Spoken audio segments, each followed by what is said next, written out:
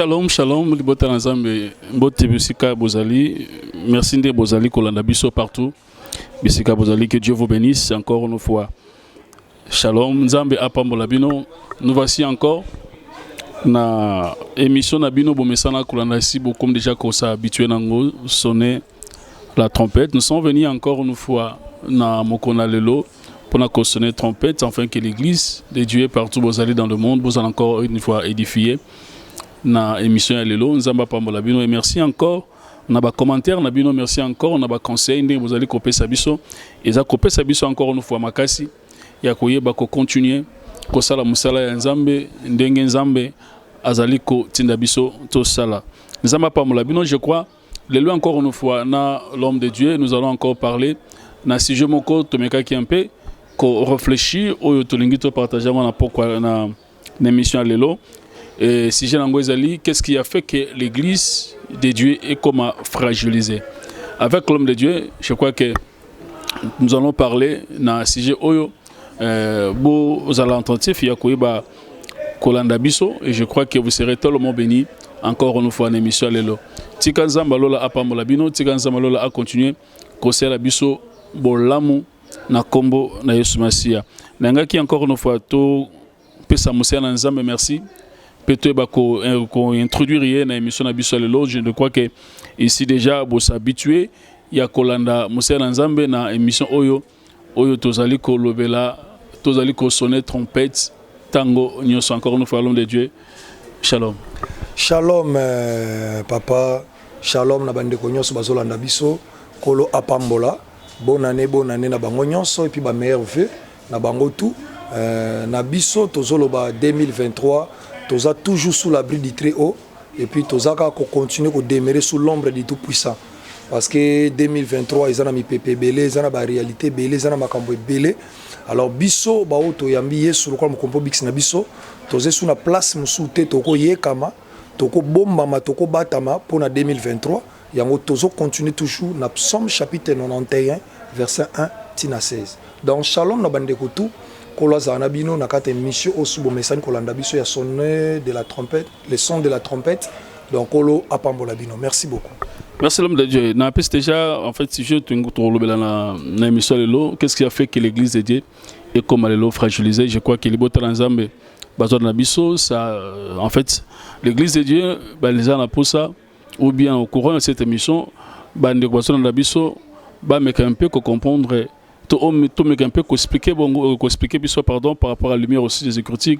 Qu'est-ce qui a fait que l'église est là comme fragilisée et comme faible et là qu'on y s'est dit à quoi pour que l'église est là et comme faible et comme fragilisée. Bon, merci na mutuna wana et mutuna mo eza très bien.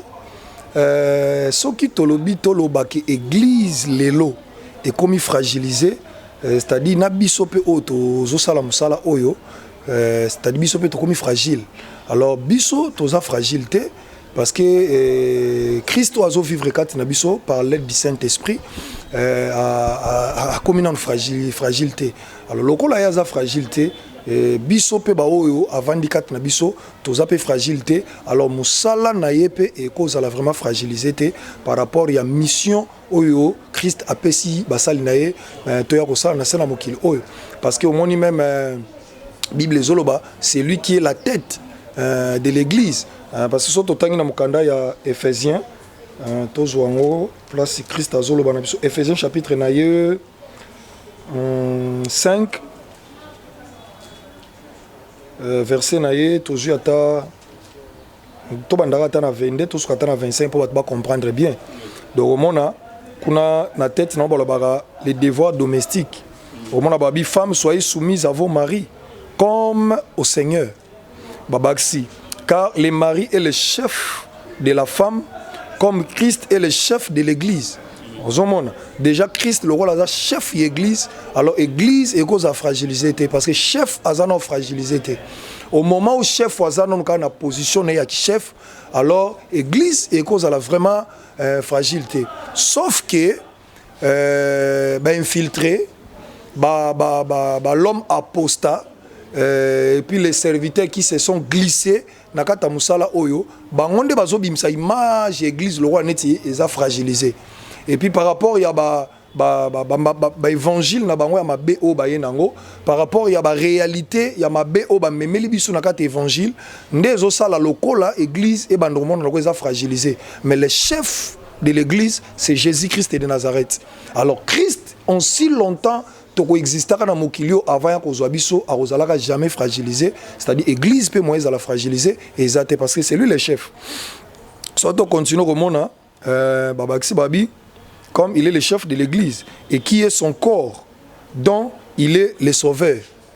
Or, de même que l'église est soumise à Christ, la femme aussi doivent l'être à leur mari en toutes choses. Mais Nasuka Babi, Marie, aimez vos femmes comme Christ a aimé l'église, s'est livré lui-même pour elle. Alors, c'est-à-dire, nde tolobaga na émission na biso tolobaga, nzambe mubimba akufa. Nzambe mubimba ya ndambu te atika lola aye alati nzoto mutu alingia kufa pona ko sauver église o eza mwasi na ye. Alors soki tobandi koloba ke église oyo nzambe mobimba yaka kokufela ngo ekomi fragiliser, c'est-à-dire nzambe akufa yo fele. C'est-à-dire leki satana eka pamba na mabele atikala ko sa eloko te. On se comprend. Mais nde totoloba eza na ba infiltré baye na ba enseignement na bango mabe, baye na ba fausse doctrine, baye na ba pratique ya mabe, alors et blessé batou et zokisa bato ebele ba mabote ebele et sali ba dégâts na ba famille ebele, alors yango moni sali bato musuba zonga sima, bato musuba lemba, bato musuba se décourager ozomona. Mais en termes ya koloba église a fragilisé, en tout cas ezate parce qu'il y a des hommes de Dieu qui sont vraiment qui marchent vraiment dans la crainte de Dieu. Il y a des hommes de Dieu qui ont respecté appel na bango, bazo respecté mission au kola pesi bango. Ils sont là assidus pour nous servir Nzambe na mela o tata bengeli bango. Alors bato modèle on le roi déjà bazana kate église. Alors moi toi encourager ko lobaki église eza fragilisé, eza penzate. C'est que to ko lobaki ex église il est lo. Eza ko sala musalango lo lengo esengeli par rapport à Matthieu chapitre 28 ex église vraiment eza ko remplir mission nango correctement na mokili lelo tokoloba. Merci beaucoup pour na mutuna wana. So tolobi église lelo et ezo remplir ba mission au kolatinda toloba noté toloba oui parce que nde to fandi noir to sara mission na Matthieu 28 19 aller partout dans le monde faites de toutes les nations mes disciples. Alors nde to te yawa ezana batu ebele oyo bakolanda biso mais biso tam stoyebi bango te tam su petit to kufa to kutana kate to mona na kate mais romona à partir de enseignement de to sala na be mission bonde to zote ya omoni muta yoki abongoli motema ayambi pe Yesu lokola mokonzo bikisene à travers ka émission de to sala à travers ba message o ba sala nzambe bazote ya ezo sala batu ba bongola motema ba ye pas Christ on se comprend.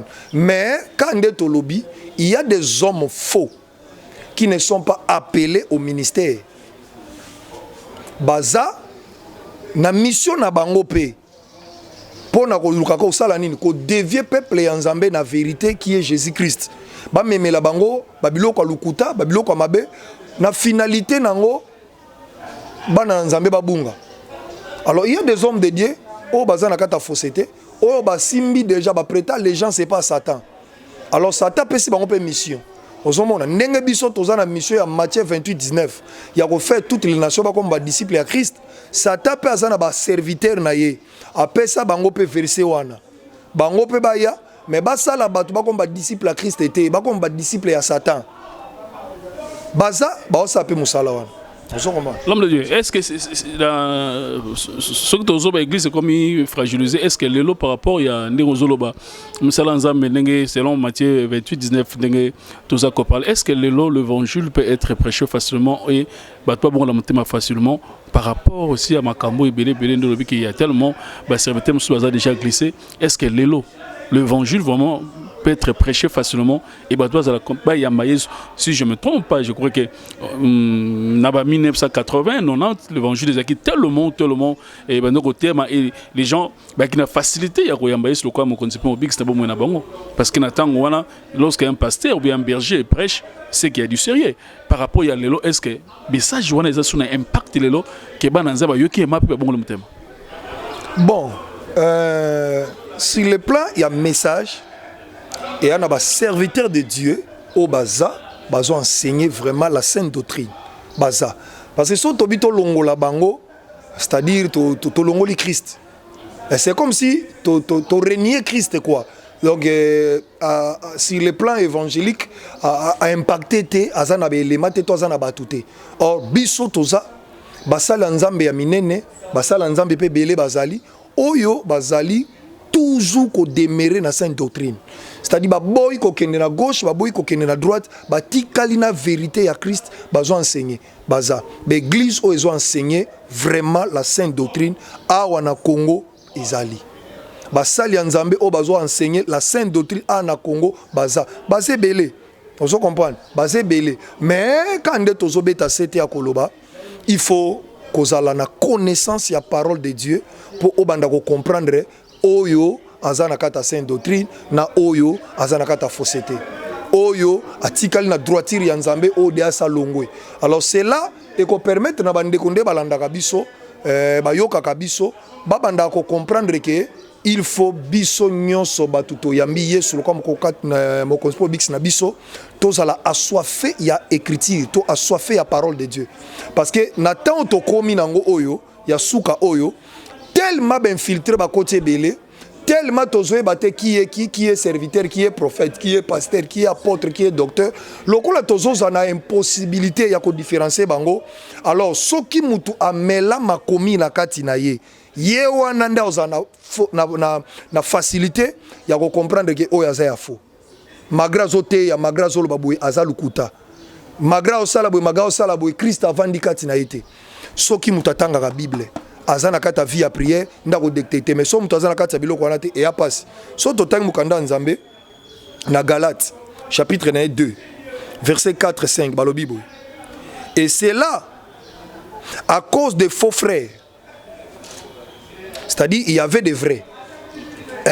Mais awa na Galate bazolo bango. C'est-à-dire il y avait des faux frères. Moussa na bango zakini. Et c'est là à cause des faux frères qui s'étaient furtivement s'introduit et glissé parmi nous. On se comprend. C'est-à-dire bazala ki na bango dana ba frère na bango ya bien. O bazay ko enseigner bango la sainte doctrine. Bazay na ba frère ya bien. O babande ko prêcher bango Jésus-Christ est Seigneur. Mais tant ba faux frère ba ko s'introduire kati na bango. C'est-à-dire ayeka na Bible. Aye pena bilamba otolata ka relaxa pena to ba frère ba kati suki kitoko ba sali suki très bien alati bilamba moko vraiment ya propre. Alors aye batu ba yambi lokola frère mais aza frère te. Ndio monezo sama na ba église na biso mingi oya lelo tozana na kati ya Congo. C'est-à-dire mutu aye na église ba yambi lokola frère maza frère te. Ba yambi lokola pasteur maza pasteur te. Ba yambi lokola apôtre aza apôtre te. Alors mutu aza apôtre te bo yambi lokola apôtre semence ni nautika. Mutu aza pasteur te bo yambi bino bandimi bo yambi. Et puis bandimi alelo bali ko ka kombo pasteur te so be ka pasteur ba bia musa na nzambe. Ba ko zwa ta temps ya ko luka ko vérifier yo te na ba écriture. Rien.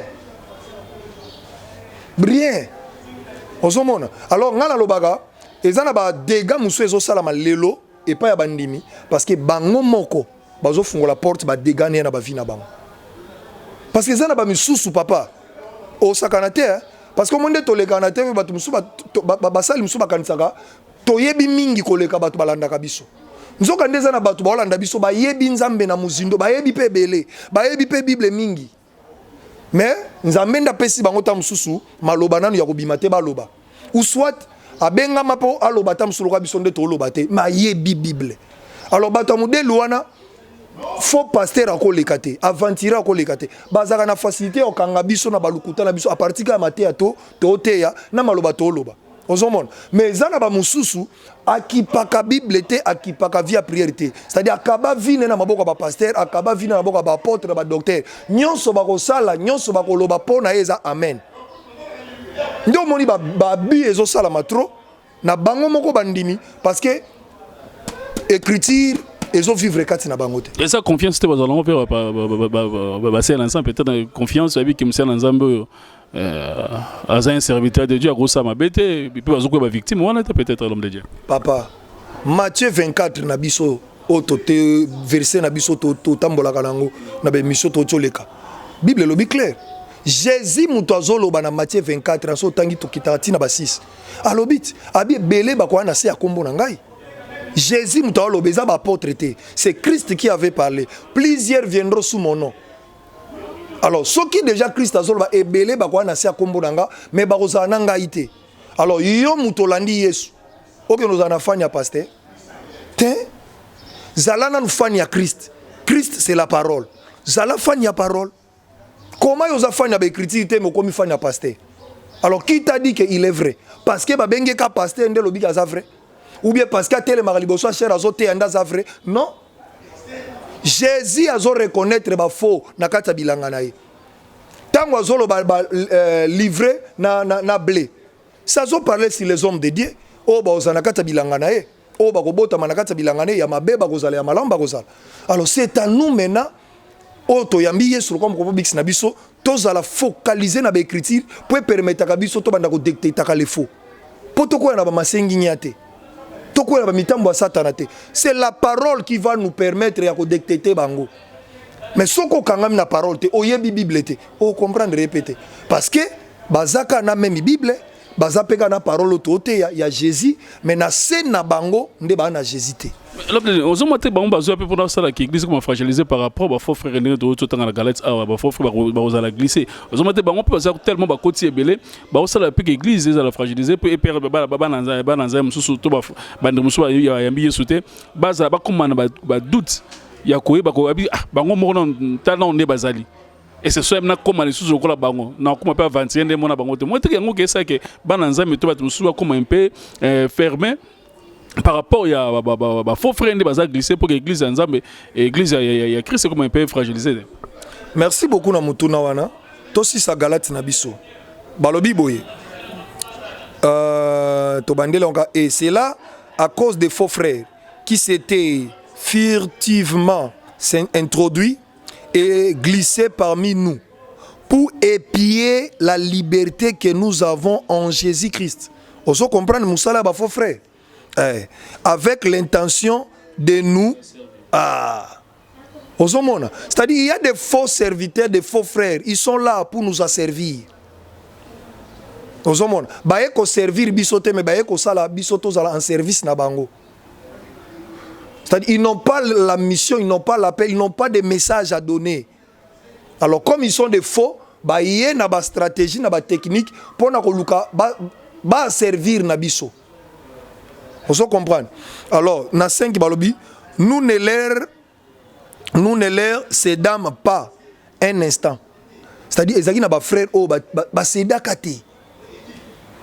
Ba cédakate na ba bêtise, ba cédakate na ba faux prophétie. Ba cédakate na ba sentiment. Oh, pour pasteur na sala ta kitoko ala ta veste bien za na mituka église za na ba ventilateur ba climatisé ba cédaka na bibloko wana te. C'est-à-dire toute l'influence oh ba faux frère wana ba yaka nango na ba enseignement na bango ba yaka nango ba cédaka te. Oui le sala ba cédé parce que bazala ki miri na parole. Bazaki miri na parole. Alors moi ba cédé ezate mais ba cédé lelo parce que parole et zo vivre katina bangote. Yango bazo que nous allons fragiliser par rapport à la réalité ba okuta nango pa ba homme de Dieu. Nous sommes papa biso bato na omoni tanto lo baboye ngai tant na bongoli motema na bandi mbala moko kotambola na crainte de Dieu. Webi quand est-ce que na komaki na servi nzambe mais na omela boki. C'est parce que écriture et bando vivre katina ngate. Alors na bandi musala ya nzambe basali ya nzambe o nakuta kata onda bongoli motema na bandi makambo nzambe balaksinga ndeni ba moderaka bisika bando tsa musala nzambe déjà nakuta bango baza ba biver ya ba liqueur fort. Ozomona siko imaginer yo zonguluma bébé wa zonguluma elo nyos ba tchaki na munoko sakani parce que kembité atambolité azano makasité ayebina komi lukela te elo nyos ba pressa ya alia verset nyonso ba banda opesa biso na tawana to bande komela ozomona ba yebiso que un peu de vin pour l'estomac adieza na bible allez balobaki na Timothée mais la mwanda mo pona estomac or nga komona nga de donner na bela ka pe estomac te lokola ka ezaki occasion ya komela na meli osomona to bandi komela masanga to servir nzambe to mela ba vin ba liqueur fort to servir nzambe. Pourquoi? Parce que tozalaki bana mike to yebi makomi ya nzambe te. Et puis ba so papa so to persistaka ko continuer ko sala nzambe na bisika tozalaka tam supembe to te ya lelo te. Parce que ba o batikala na rythme wana ya komela ka masanga ti lelo so tali bango boye o regretter. O regretter. Osomona mais tant to koli to bandi ko luka to comprendre nzambo to salela to comprendre nanu bien azanani et puis asala kanini na ba vie abato nde to eko développer vie à prière d'une manière individuelle na bando mata bangomba ngambo na tika église na bando lukelongi na nzambe ko bondela c'est par là nde to eko kutana nzambe c'est par là nde to eko zwambela c'est par là nde to eko comprendre que biloko to bando sala les ali sumo eza mabe osomona oza dana pasteur aokambo na musala nzambe azana mwasi na ndako mabimaka na basi musuli banda yo siko mwana oba otangisa ba oyekolisa makambo nzambe so oza na défiancé oyokango kilo te po leader na bino aza bongo ozomona so oza na basi 3 leader akoka kopinir yo te parce que ayebi ke oyebi makangu na ya libanda au moment où ye aza marié na ndako libala ozomona c'est-à-dire il y a des choses oyo esalamaka to ezo salema nde yango tozoyebisa bana nzambe tozongaka biso nyonso nanu na makomi ya nzambe tosombaka ba bible na biso to meditaka na ba moment toza libre na bandako et ko nourrir esprit na biso et puis ko pesa biso capacité ya ko banda ko distinguer qui est vrai qui est faux au lieu to banda ko zala fragiliser na babilo to okuta en église. Au lieu de banda komona on est église comme fragilisée par rapport à ba faux serviteur to kutana bango to zonga biso nyonso to komba ba ami ya écriture ami ya parole. Merci l'homme de Dieu. En fait est-ce que les autres qui église à Congo ils ont un modèle na sens ni en fait les apôtres bon, quand ils ont les écritures les apôtres ils ont conservé ce comme modèle l'évangile.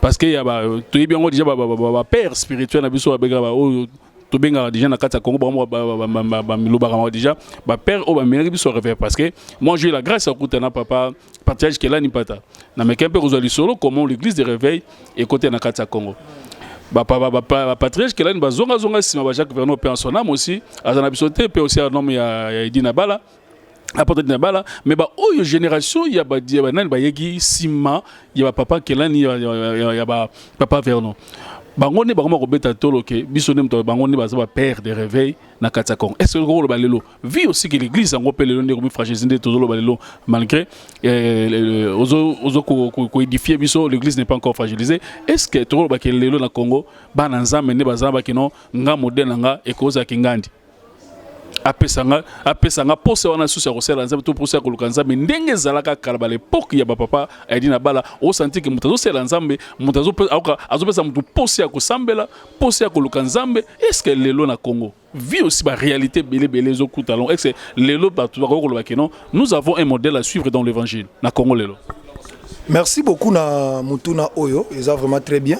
Alors na ba chrétien nyonso notre modèle à nous, les chrétiens, c'est Jésus. C'est Jésus, c'est lui notre seul modèle. Hein? Modèle nabiso yé. Et bamsuba koloba ayaza nzambe. Oh tondimi. Alors, so tobito se suba modèle nabiso ba chrétien, les apôtres de Jésus, les 12.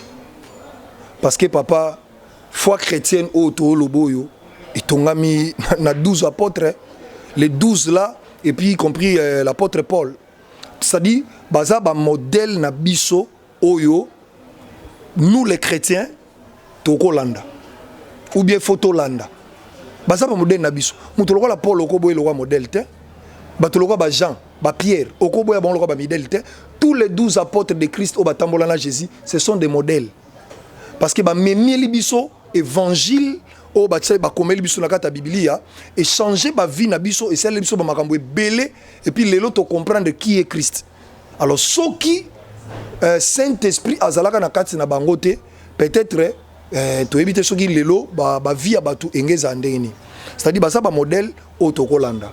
Et en dehors na bango na biso na Congo bato tangi wana papa na biso patriarche Kelani Mpata baza ba modèle oyo ba permettre église ekota na mboka na biso Congo bankelani quoi papa Edina Bala ba Jacques Vernon, c'est-à-dire soko landi même ba enseignement na bango olandi même ba enseignement na bango oko comprendre que baza différent soko landi même ba façon de faire na bango nde bazalaka au mona que baza différent ozomona. Alors lelo ba oyo bazo kamba lelo église bazolo ba ke bango nde baza ba père bangonde baza ba père de réveil ba memi réveil na mboka na biso lelo. Alors soko landi bango bien bangonde kutu ba bomi église de réveil ba puis na ba kombo belé par la que partage Kelani Mpata tiro atikala Kelani Mpata et le comment ba archevêque le comment ba épiscope le comment ba titre tellement comme belé pour la saga non bangonde ba bana musala ngoliboso et puis soko bito landela ka ba titre wana au monde que ba patriarche le quoi baza vivant il faut ba no benga pape de l'église de réveil solo zomona pape de l'église de réveil mais batikala obenge papité azaneka pape un homme simple papa effacé simple na niveau moko osakana te ozomona. Alors bango na biso église ya lelo tokozwa bango lokwa ba midèle parce que baza bat oyo ba memi lumière ya Christ na mboka na biso Congo. En tout cas batumisa totangi wana yoka bango pe na saka mabete toko boya te toko wanga na bango te toko koloba n'importe quoi sur bango te ozomona. Mais para longwa na bango tiko kita doute e makasi ngana dutaka makasi na itamboli na façon nini papa lelo surtout mouvement oyeye ya église de réveil au Congo papa et bomi église yango pe église comme fragilisé yango tozoloba et te pona koloba église comme fragilisé nde na ondimate parce que Christ oyo aza mutu église aza na force aosala. Alors on a le permettre de tolo église à fragiliser parce qu'il y a des hommes de Dieu au bazo respecter mission na bango appel nzamba pesa bango. Ouais, donc wana côté wana na ondimate pe église à fragiliser. Mais et loko tozo loba église de réveil au Congo yango eza à la base ya makambo belé o esali peut-être ndenge yo zo lobela que église comme fragiliser. Donc eza à la base ya biloko belé parce que magie et côté na kati église de réveil mais ba père wana balobaka toza ba père ba yebi bien que o akota magie o akota loge o akota boya ba bakanga minoko ba tiki pe bana ya nzambe ba kende kuna me balobaka te. C'est là nde zo laksa ke ba en tout cas eza difficile ya ko benga bango ko ba père et zo za la passi parce que muto ko lingo zo la modèle azaka na franc-maçon bon o benga modèle comment muto zo lingo zo la modèle akota na ba secte Moutozoli ngolo baza modèle azaka PD. Moutozoli ngolo la modèle azana ba loge. Waka na église de réveil. Mais oui, na église de réveil. Moutozoli ngolo la modèle azana ba makangu 24 communes. C'est-à-dire so comme modèle na ye, yo fiko lokola ba province na biso eza 26, yo fo so 26 makangu kolanzama na nombre ba province. Ozomona. C'est-à-dire to comme na doute ya kozwaka bango lokola midèle parce que bakangi munoko na tango mabe koti na église. Ba lobate.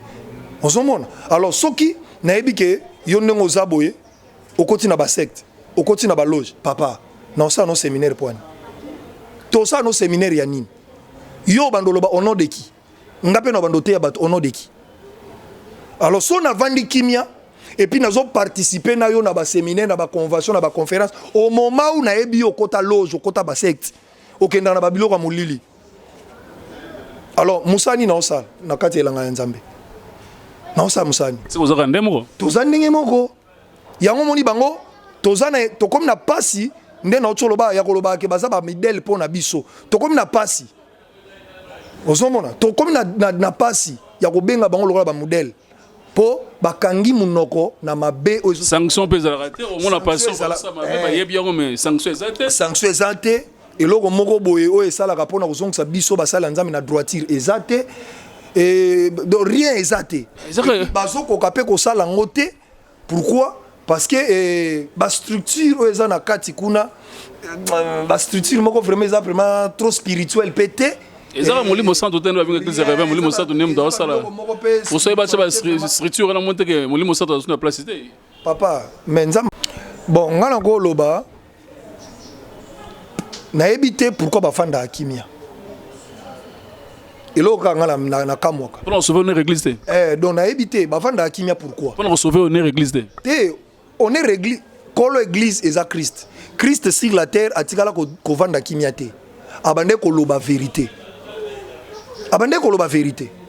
Osomon, si ko vérité na mboka na biso awa mbe na ebité ezokoma mabe.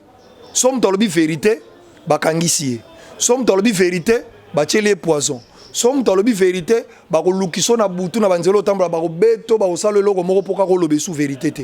Osomon, siko lokola pe biso ba chrétien to bangaka pe liwa trop. Olingi bomo koleka liwa. Olingi bomo koleka liwa. On dirait peut être que si to kendete na yeso to sa elaka to ganga ka butu pe moyi. Alors to lingana biso pe okufa te mo mutakangi monoko. Na kufa na tika bana ngana nani. Mais akokufa kaka otika pe bana même abombi vérité. Akokufa otika bana e. Nozomona.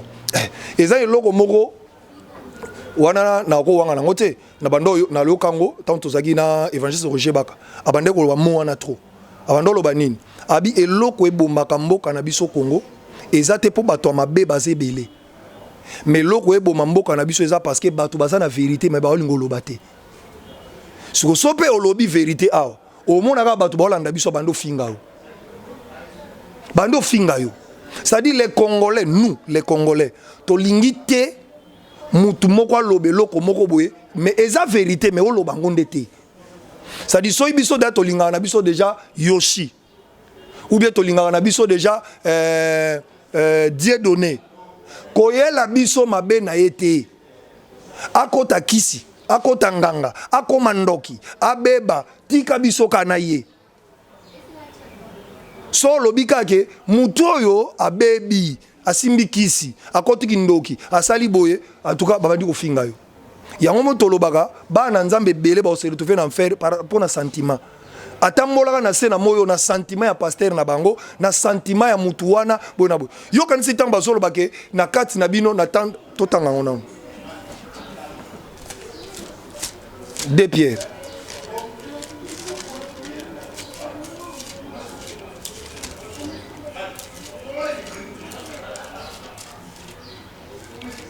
Pierre chapitre 2 1 à 3 Bible lobini.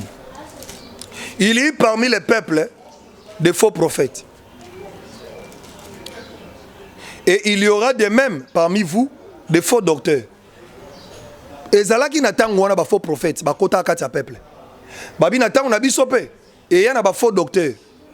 Osomona ba faux prophètes, ba faux docteurs. Ta ba benga mutu déjà prophète. Avant ba tia faux. Ah ça kolate. Ta ba benga mutu docteur. Avant ba ça faux. Ah zo enseigner te. Alors mais pourquoi battre les faux na souka? C'est-à-dire ba enseignement na eza fausse. Alors ce qui na noza comme une connaissance ya ko comprendre ba fausseté na kata enseignement na été oza la fan na ye. Mais lorsque ba ye côté ya yo vérité que ba enseignement ozo yo katozo mo pas mutuana fausseté koti mabe koti alors longwa ko za la sentimentaliste longwa ko za la fan ya mutuana directement zonga na kata be écriture. Kende ko luka lumière ya eloko mutuana zoloba na parole. Est-ce que c'est vrai? Ce que mon c'est vrai, on dit gloire au Seigneur, lito inangai et biki kolanda makambo na uti kolanda na télévision. Ba biki singai na pasteur moko na prophète moko na évangéliste moko ya lukuta ba uti biki sangai. On se monde. Mais rien, les chrétiens balingi ngote. Les chrétiens balingi te. Balobi qu'ils introduiront des sectes pernicieuses. Ba ko na balolenga maele ya mabe. C'est-à-dire bazana mayele. Mais balobi mayele wana ya mabe. Bakwa kokoti sango na kata église d'une manière silencieuse, c'est-à-dire emona naté. Bazali les faux prophètes, les faux apôtres, les faux bazali belé. Bazote ya mais ozana difficulté à comprendre que eloko abimisa eza lukuta. Eza lukuta. Ozuma mutu muso azolo bake na biloko nyonso nzamba pekisa nini quoi kolingana mibali na mibali nzamba lobango te. Donc eloko nzamba lobela ngote même bato ba osala ngo bokipa ngote. pasteur moko ate yango na YouTube bato balandaka ye je crois. Osomona. Alors église evandi église eloba amen. Alors bato ba amen wana. Soko ko yebisa bango pasteur na bino makamnyo so te yana ezaki ndoki.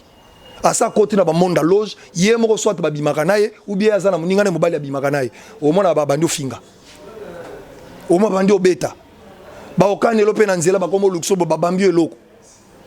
Osomona. Biso nga die donné. Na pasteur Pichu Mabiala na pese mbote azana Brazzaville. Biso ba bamba biso da mabanga na pasteur Pichu kutu balanda ya kima. Tangu évangéliste Roger Baka abandaka évangile ne bandeli ya kosala ba dénonciation ya ba pasteur Moïse Mbiye bandi mina ba bazako menacer biso na banzela. OK. Bazako menacer biso à cause de la vérité. Ça dit muta boy na yeba te vérité. Alingi te pona nini wana pasteur na ye. Wana évangéliste na ye. Ole azala na Christ lokola modèle to komi na doute makasi ya kozwa bato o baza lelo lokola ba modèle. To comme na doute makasi parce que bazana ba vie cachée trop oyo peuple to ba collaborateur ba yebité alors so zu muto na modèle oko soudro ke en faire parce que nzambe na lola a contacté alors modèle ya liboso ya biso ba chrétien Jésus ya mibale les apôtres qui nous ont amené la lumière ya misatu yo moko muto yambi yesu loka moko bix na yo moko za modèle ya vie nao ngande na ote ya boye nazo sa ba comme ça un modèle na bango te moi j'enseigne la parole na prêcher Christ nazo présenter bango l'agneau point na suki wana ba tu okope ko aspirer ba mususu na bana ko loba na bana ko sala makambo lokola passer Dieu de nengonga mote ko zape ko aspirer pe ba mususu ya osela nzambe ko aspirer mutu abanda kote ya lokola ngai toi ta mentor na ko aspirer mutu to ko komisa mutu akoma mentor na yo et eza mabete mais tout au kolinga osala vis-à-vis à muto zongo comme c'est mentor o banda ko s'inspirer pa na ye lukana no consulter nzambe papa nzamba sili batute na sena moyi soki nzamba ebisi yo ke na cheli yo die donné wana landa ye wana ndo landi mais yo moko bandolo bagage nazwa de don lo modèle oyebinga oyebi vinanga oyebi nde nazalaka liboso nzambe to nde nazalaka na absence na nzambe de nakata ote de na mane mission to sala obaki pe notre bien-aimé alobelaka oke non ya zwaki mission ki azwaki vision ke biso ke nzambe nde mutapeso mais bosuka pilelo iko za pende ngona peut-être pe ko banga bana nzemso ko ba pende ngona zwata ensemble na mais to ebilobité non ya on to lobate alobaki nzambe muto ayebisi on se comprendre alors lelo nde to se retrouver bo o kuna na ngam na ebité est-ce que nzambe ka muta séparer biso ou bien za biloko to ba makambu nde séparer biso alors soki eza nzambe te nde muta kaboli biso eza mutu ye moko par rapport à positionnement na ye sur les choses de ce monde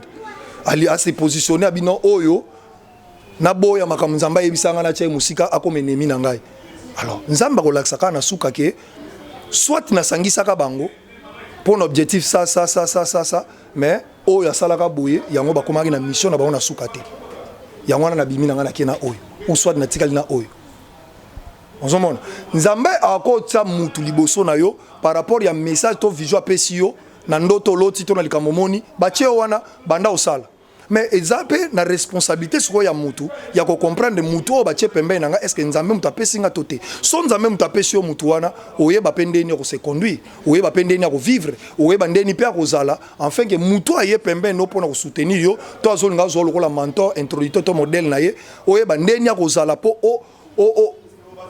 o sala lobby na yo tango ko zala te hein obunga te sur le plan ya ba enseignement ou bien sur le plan eloko kotisa ozomon mais soki yo moko comprendre te eloko nini nzambe achaki et pas ya mutu apesaki pembeni alors obunga pe lobi tango ozala te mutu pe ovanda ka boye ba repère no pe bungi et comme ah Dieu donné papa nga yebi kuna te na yebi kuna te esili donc eza nango ndenge wana. Parce que l'église face à la réalité de si j'ai vu ce grâce malgré aux obois qu'on demande que l'église est fragilisée, oui c'est bien peut-être l'église spirituelle, mais l'église au Congo par rapport à une des autres les solo en lelo, est-ce que truc au lobake l'église maintenant face à la réalité ou face à la fragilité ou l'église maintenant est single ezala na position nini to single ezala nini et va na kanga munoko to est sonner trompette ninge oza ko sonner trompette lelo ou bien église el bagage non to se contenter seulement na autres hommes plutôt que ne grand na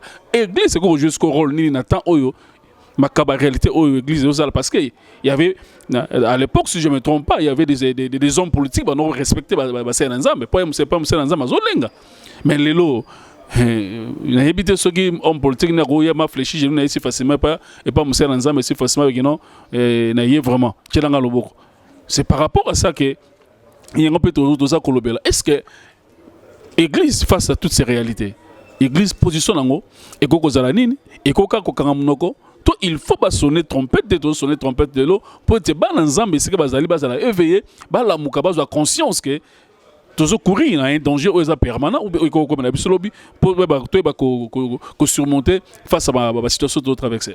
Na mutuna wana eloko toki koloba na bana na Nzambe esengeli bayeba na kata musala o to sala ya Nzambe nde to beta seta koloba ke ba faux baza ba vrai baza ya liboso ya mibale bana na Nzambe faux bayeba que nous allons déjà vers la fin de toutes choses. Wana, il faut tout chrétien aye bayango. Tozo kende déjà natangwa suka. Alors ndeto ke natangwa suka, Jésus-Christ oaza modèle na biso asa lobakango. Ke tanto okoma na suka, bato ba na démagaison. Ya entendement. Toko tanga pe vers sango. Donc toko tanga makomi na Nzambe po bato ba mona ke Bible ese loba tout. Et bomba et lokote. Yango so toyaka na bemission bo pona ko enseigner bana Nzambe toyaka pona ko zongisa bango bakoma ba ami ya écriture soka otanga Bible mingi et puis aza na vie ya prière kati na ye e ko sunga ye na vie akoya na ba mbish otolo bate na ba bêtises oyo église des réveils oyo zo sala lelo à travers les faux hommes de Dieu parce que surtout big église des réveils yo sa makambo c'est-à-dire to sangisa na ba oya ba vrai il y a des hommes de Dieu qui sont vrais. Il marche dans la crainte, dans la sanctification. Il obéit le Seigneur Jésus-Christ par rapport à la mission, par rapport à l'appel na bango. Alors il y a aussi de ceux-là où to benga ba infiltré, ba vautour, ba welisi bu na musala oyo pour y aeli objectif ya ba amte, aeli voiture, lupango, voyage, ba villa, ba veste, ba soulier kitoko. Ya yeli biloko wana oso kufotiki non kan ngo lobi wana ya zo kimela mbangu likola biloko wana yoka Bible nde lobi na 2 Timothée chapitre 4 verset 2 tina 5 balobi boy prêche la parole insiste en toute occasion favorable ou non reprend censure exhorte avec toute douceur et en instruisant aux hommes. Car il viendra un temps, où les hommes ne supporteront pas la saine doctrine. C'est-à-dire, comme il y a un moment où tu vas supporter sur la saine doctrine. C'est-à-dire, lorsqu'on parle de la saine doctrine, on parle seulement de la vérité qui est Jésus-Christ. C'est-à-dire, tu vas supporter la vérité. La parole véridique, tu vas supporter. Il y a un moment où il y a un faux prophète, le roi Bamayebo. Et boti ba faux apôtre, ba faux docteur, ba botami lokola mayebo. Parce que ba yebi ke église attend de la fin et ces églises oyo ba zo recourir na ba écriture, ba zo recourir na ba besoin. Yango moni ba prophète alukuta ba botami. Bazaka je vois. Ba conjugaga verbe mususu teka verbe voir. Je vois. Ba tondi belé. Balobi il ne supportera pas la sainte doctrine, mais ayant la démagaison d'attendre des choses agréables. Nous avons quitté l'église. Maman, ok poto, amen papa. Maman, nous avons amen papa. Maman fungoli saki. Encore maman koka ko supporter te. Saki fungwami ale. Ye wana kangika bokota mbongo, tamsu mbongo ali kelemba ya batu. Ya keka ko pesa kuna aozong sa yemo na sima Dade aza na onction. Dade aza na onction asakoli. Pas ake opesa. Ozomona. Ezala mususu kutu, auto benga ngai kala mingi tao. Abi papa, tokoti 2023, sakola po na ngai 2023 ozomona ndenge ni na vie na ngai. Na ese mama. Tika distraction. Abi papa na ndeni. Na yeka osakola po na ngai, oyebisa 2023 ozala ndeni po na ngabi, lisakoli ya muneno na kopeso na depo na 2023. Somba Bible so zaka na ngote et puis développer via prière katina. On les appelle ça ma chrétien lelo. Na bisie somba Bible, so zaka na Bible te somba Bible banda ko méditer ka parole de Dieu et puis développer via prière katina yo. Parce que on oyebisa yo, so ki via prière ezate. Et puis otanga ka makomi nzambe te 2023 ko lekelo ka ndengwana. Alors comme manga na zone wana ya kokende, soko o mona soko so akoi na ba faux prophète. Yeah. Mama, nzamba zo yebisa ngai. Kuto nde na zo ka ndengo zo lobana na déjà nzamba sa chake loko kati na ngana sakole bongo benga ki ete poani muyibi akokai na nganga te ndo mona nganga zo ba tango kota ki déjà na sina mona makamu nyonso mais lobana mpona yoka soki makamu na mona keze ya solo muyibi tango yo loba ndazu yango nde ba prophète wa no zo mona banganga escroc basé belé. Alors babotami pona nini parce que biso moko ba chrétien to comme ko luka biloko ko sepelisa biso. Il s'appelle Sabiso. Ndo moni yemo kazo ça. C'est nzamba zo sanga na 2023 tant okota na peso ka 3 mois. Au mono obala. Mais c'est roba zo ça obala wana azana 2 mibali abimaka na bango et puis mibali on ba marier. So obala mobali ya marier oh kuna moko to ya ngambo. Ou bien yo zo monele ndeni azo fiancé moko otika mibali wana nda obala. Na 3 mois. Na 3 mois. Et puis bolingo ngo otonga ondeni. C'est-à-dire, ils sont là. Il y a peut-être un sera qui bon amen papa. Azumbongo apesi. Pasteur lokola ela ki mbongo, ela ki am na yote. Il y a pas zumbongo ki na okolia. Bandimi balingi biloko sepelisa bango. Bazana mukusa webiseka obala, webiseka ka obota, webiseka ka voyager, webiseka boye. Mais azoye bateke mokolo yeso akoya akuta pe batu musu babala te, akuta batu musu babota te. Jésus mokolo akoya ko zo église akuta batu musu basala te banda bota mitina ndenge yeso aye. Chômeur okibe. Atika lokota na bureau moko ta sala. Jésus akoya akuta batu tout babonga, akuta batu basaka na ba manque. A même église nae akenango chômeur okende so azaki na Yesu mutabala te aokelola so azaki na Yesu batu babota pete ba okelola so bazaki na Yesu akuta batu tute babota akuta batu tute babala ozomona. Alors batu il faut pas comprendre ngo ce qui est important na tango muto yambi Yesu comme ko bix na asala tout a développer intimité na Christ et puis asala nyonso Christ atikala na ye mokolo mobali akoya na bututo na moi akende ba chrétien balingité balingité ndozo ma passer azo babi bazolo bagato okende ko zwana lola na lola libaleza bazo bato kendo sala boye kuna na lola mitukeza to bana ona anase oui est-ce attendez to te ya boye so ba pesi biso mutuka to boye te nde to te ya boye so ba pesi biso mongo to boye te nde to te ya boye so ba tindeli biso o na pesi bino lupango tel bo bando ke no tourner ba émission est-ce que to boya te mais ce qui est important ezabilo ba pesa bisoté ce qui est important to pesa mutu wana nde Jésus parce que na biloko ya pesa bisoto to kufa to tikango mutu kama pango tu ba kabela bisoto kufa to tikango mais soki to pesa ki ye Yesu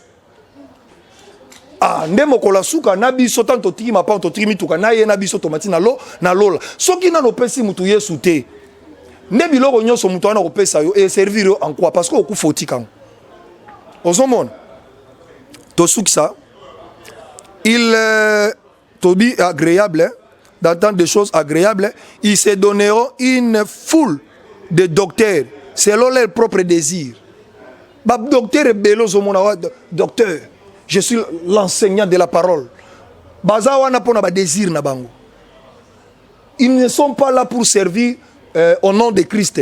Bazana pour nous servir ba ventre na bango. Les apôtres de ventre. Pona mabumu na bango nde ba benge docteur. Pona ba voyage abana na ye nde ba benge docteur. Ozomon. Détourneront l'oreille de la vérité. Nde makambo esa masiko. Mato ya bana na nzambe elongo na vérité. Abe comme malam. mabe komi malamu malamu nde mabe au moins la frère Massali mabe nde rumso avec na TV abani ko encourager nde sika na sepelaka osambela pona na sepelaka na nzembo oyo Toma loko fayemba mabe komi malamu malamu nde mabe moto nyonso na mokili aluka se intérêt na ye ata moninga amoni moninga na pasi ya kipate ponini mawesili na mitema ya bato toko suka wapi o na lelio c'est-à-dire yango mabe komi malamu malamu nde mabe lito ya bana nzambe elongwe na vérité bakotisi baona bafable babiloko ezanga tina biloko oyo eza matabisi bango bakomiseli bango ngo lokwa bapriorité biloko oyo eza pernissable bango bakomiseli bango ngo lokwa neti eleka te bavai nango seko na seko bamemeli bango baévangile modèle wana détourneront l'oreille de la vérité c'est-à-dire de Christ et se tourneront vers les fables biloko ezanga tina mais toi ndeko azolanda biso bazoloba mais toi sois sobre en toutes choses na biloko nyonso zala sobre même na no botité sois sobre même na no balité sois sobre même na no voyager te sois sobre ba influencer ote na faux apôtre faux prophète wana ayelo biloko ezanga tina te akolakisa ke yango nde za mutuya Yesu Kristu nda za mutuya soko za na Jésus magro bali na nte oboti na nte zala kimia le temps opporté eza ekoya ndenge ser na biso Georgette Kefa na pesi mbote ayemba l'épargner circule encore c'est-à-dire épargner zo circuler so ki Christ azakati na yo alors babanda ko influencer ote ko la sake et réseau le cas age pusana ozwa biloko te le décideur de la vie c'est Jésus yenda ebi mokolo okufa yenda ebi biloko atinda osana mukili soko zo vanda naye ozo tambola naye ozo vivre naye sois calme sois patient akoki ko retarder même koya il peut le faire, il est Dieu. Encore retardé nan koya kozwa biso po yo bota. Zala nae sois sobre. En dehors de la sobriété balobi supporte les souffrances. Fais l'œuvre d'un évangéliste, remplis bien ton ministère. Ah wande basa le belé bazolinga ko supporter souffrance te. Souffrance na génération toza, génération Android. Tozana ba pasteur ya VIP, ba pasteur ya Android, ba pasteur ya iPhone 48, 72. A souffrance. A kokate. Azala toujours à la page. Azala à la page. Nde ba olexa page ya Bible boye, yé pa linga zala. A otika la jamais na 2 Timothée 4. Passer swag. Na ebiso. Ezo ekoko legalite. Na ebiso GT. Ndozo mo pasteur a kalingi pantalon pena kangiango e kiti e boloke makolo ma makola pasteur e bimi boye. Lokola Janspile a kangi makolo na ba pantalon a komisi makolo mikie lokola Tupac lokola R. Kelly nzokande azali enseignant de la bonne nouvelle tout ça pourquoi parce que amona kango est pas musicien tel a sepelaka nango et pas mutu tel alors yepa ya a gumbi pantalon pene ya veste ba dimnele na taille po bimisango ba nande ba vandaka kuna to madame a tchema kolo bazo benda yango ya kobenda potele sachira mangolo ba homme dédié osomona homme dédié à VIP balingi ko supporter souffrance te balingi pe ko zela tana bango te papa biso potote ya boy po yo changa micro boy ese yo kasi to bandine ka lelo te to bandi lelo te si to sola ki no émission to sala ki la fois dernier to lobaki yango 2003 ndena banjo te 96 na zui baptême lelo to zana 2000 combien to bandi ote ya mkoloni osomona c'est-à-dire to supporter ba souffrance to supporter ba réalité ba makambo ebele to traverser ba chemin très compliqué ba makambo ebele tam sou batunde ba mona biso na TV boye ba bia Dieu donné azote ya bona non même temps to lobaki to na durba batu bazana durba bayebi ezana deux chaînes ya radio na ebite so siko ezali e bakisama deux chaînes ya radio ezakuna eza Kibali na chaîne mo ya bandande eza ba chaîne mibale ya radio ezalaki kuna na bandoki ote na ba chaîne wana mibale ya radio na Aru chaîne ya radio pe ezakuna na bandoki ote na ba chaîne ya radio na Aru mais chaque chose a son temps alors les hommes de Dieu to supporter batan auto le kananango ko copier te ko envier te ko zala pressé te mais zala kande prêt Un homme de Dieu a vivre à précédé, à vivre après. Alors tous à la pré, mais tous à la précédé. Patienter, vanda, yoka liloba na Nzambe teya. Le Saint-Esprit o abengo na musala ayebi mokola obimisa yo. Ayebi mokola kotombola yo, ayebi makamba kosa na olobi.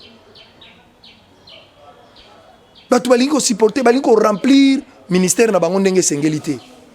Ministère ya copie coller. Ndozo mona ba église ebele. Ngazaki na moko.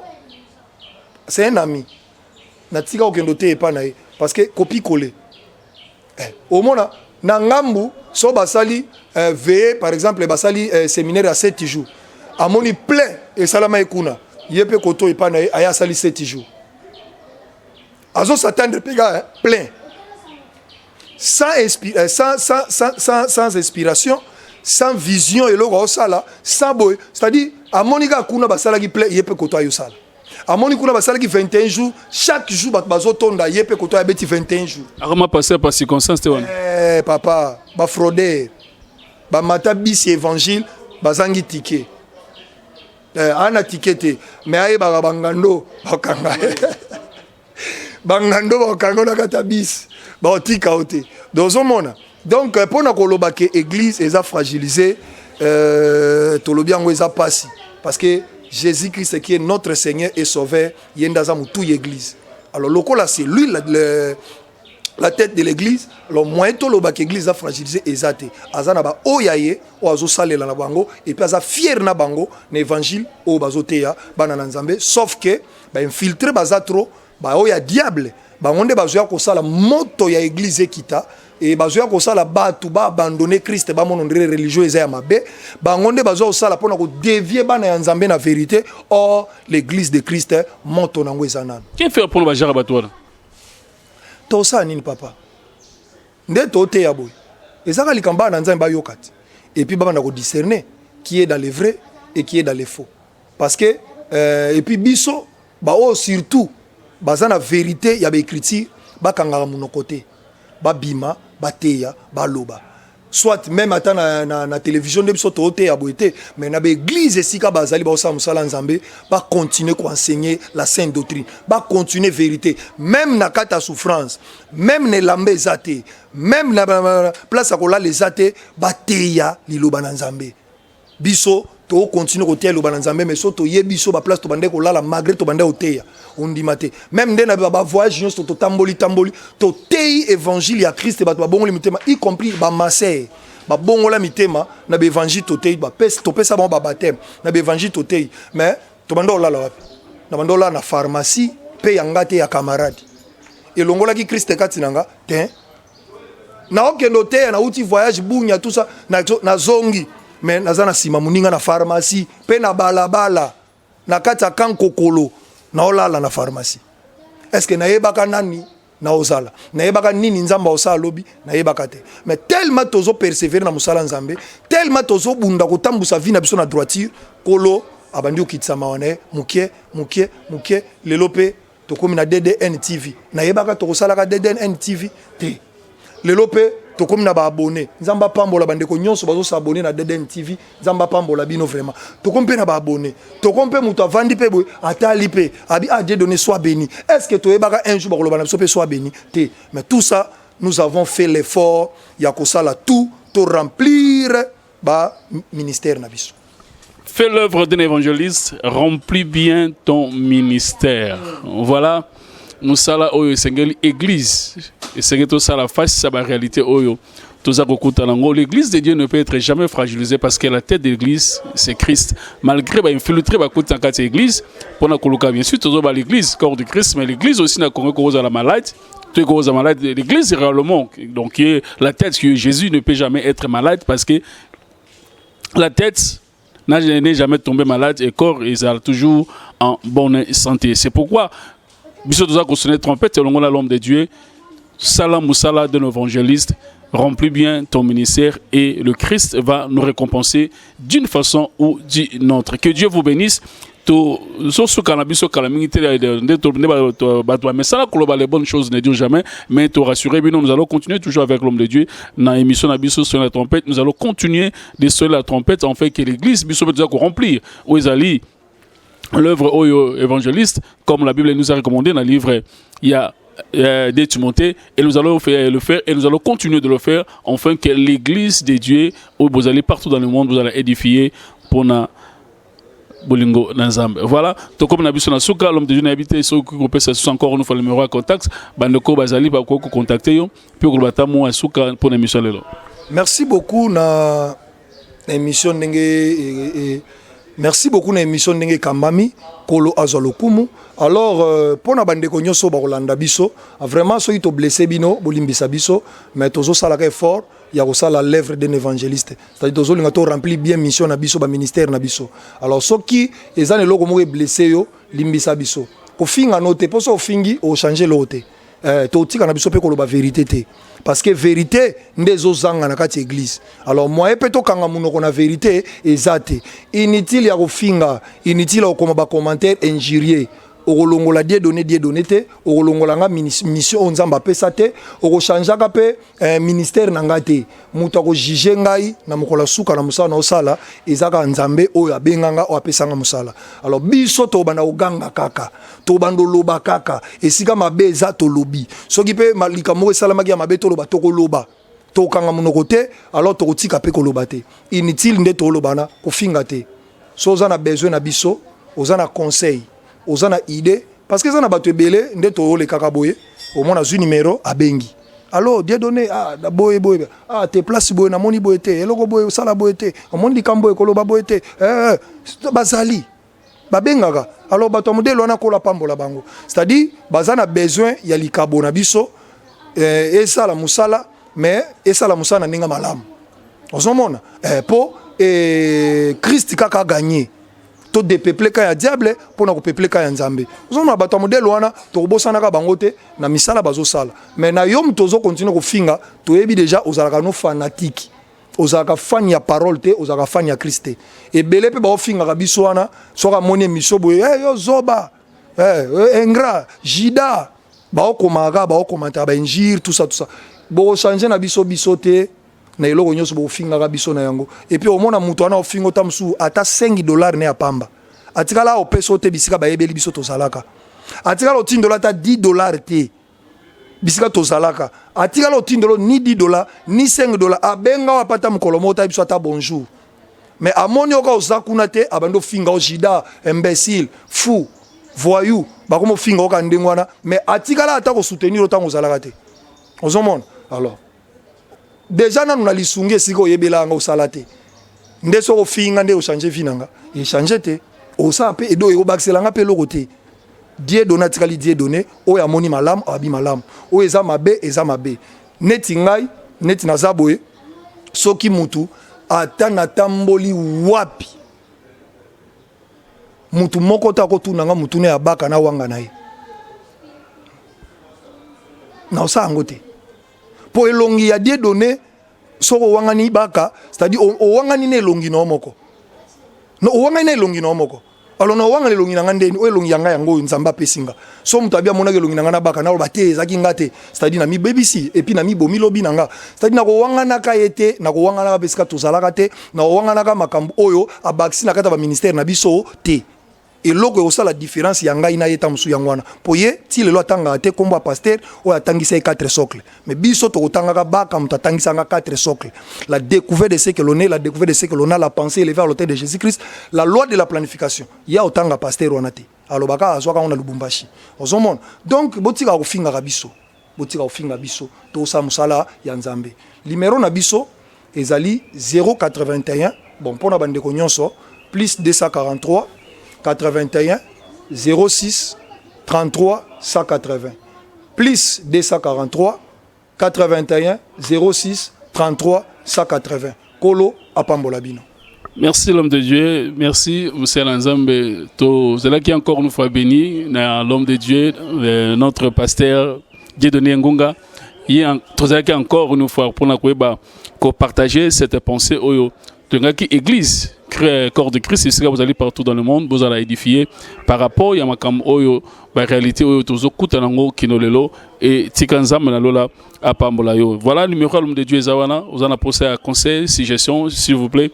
ko benga te pour na ko finga et ko aboutir na eloko moko te mais benga pour na conseil si tu veux encore soutenir l'œuvre oui le ministère de l'homme de Dieu ça sera encore une grande bénédiction afin que to continuer ko sala musala nzambe et nzambe akoyeba arozanga te ko kansa pe ko pambola voilà to suki na biso lelo pona émission à l'élo, tout dit encore une fois prochainement avec toujours l'homme de Dieu, la émission sur la trompette. Nous allons continuer, il y a qu'au sonner trompette, en fait que l'église, corps de Christ, vous allez édifier et bénir par la grâce de Dieu. Voilà, je dis merci encore une fois. Na essayé au espace bazar qu'on peut s'amuser pour un tournage, na Julie d'or, to peut vraiment, peut remercier encore notre bien-aimé David Maivana pour la opportunité de peut s'amuser ko ba ko sala, musala na nzambe na ba condition moko o esengeli nzambe apambolaye et merci encore na ba nzambe nyonso vous allez partout dans le monde, vous allez kolanda biso, vous allez ko liker, vous allez ko sala ba commentaire et vous allez ko benga encore pour encourager biso pour la musala nzambe, tika nzambe ya lola akansa bino papa mbola bino encore une fois. Tout prochainement, dans la même émission, dans la même chaîne. Que Dieu bénisse. Bye.